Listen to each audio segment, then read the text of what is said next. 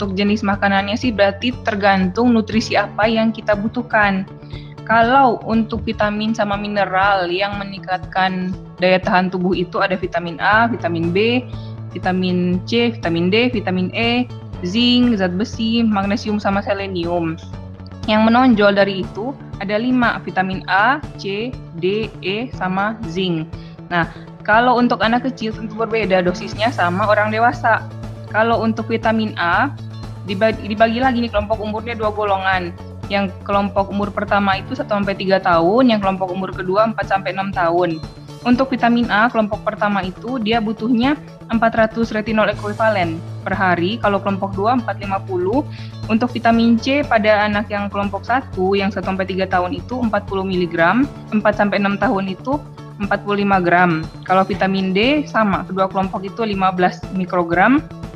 Kalau vitamin E pada kelompok 1-3 tahun 6 mikrogram, kalau 4-6 tahun 7 mikro. Untuk zinc pada umur 1-3 tahun butuhnya 3 mg, kalau yang 4-6 tahun 5 mg. Nah, berarti kita harus kasih makanan yang merupakan sumber dari vitamin sama mineral itu.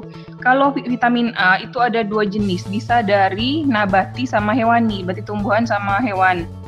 Nah, itu dia nanti kalau yang dalam bentuk tumbuhan namanya beta karoten, sedangkan kalau yang dari sumber hewan namanya retinol, dia dalam bentuk aktif.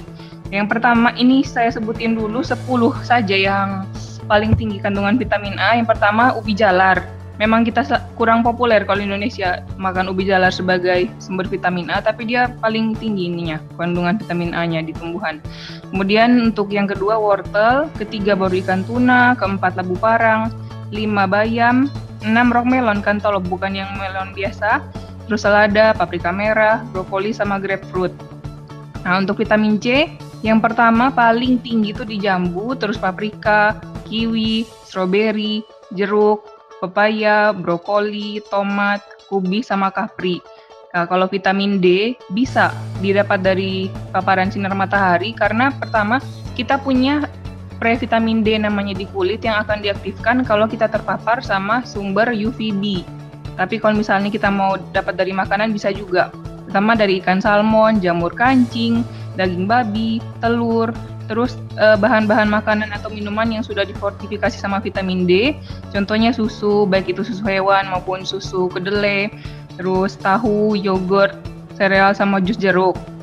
Kalau vitamin E ini dia menonjolnya di biji-bijian seperti biji bunga matahari yang kuaci yang hitam putih itu, terus kacang almond, alpukat, bayam, labu parang, kiwi, brokoli, ikan trot, minyak zaitun sama udang. Kalau zinc ini dia di seafood banyaknya, yang paling banyak itu di kerang, kemudian kedua baru daging sapi, daging ayam, tahu, daging babi, biji rami, kacang lentil, yogurt, oatmeal sama jamur shiitake. Kalau masalah suplemen berarti perlunya suplemen yang mengandung 5 itu tadi, vitamin A, terus vitamin C, D, E sama zinc. Nanti disesuaikan nanti isinya.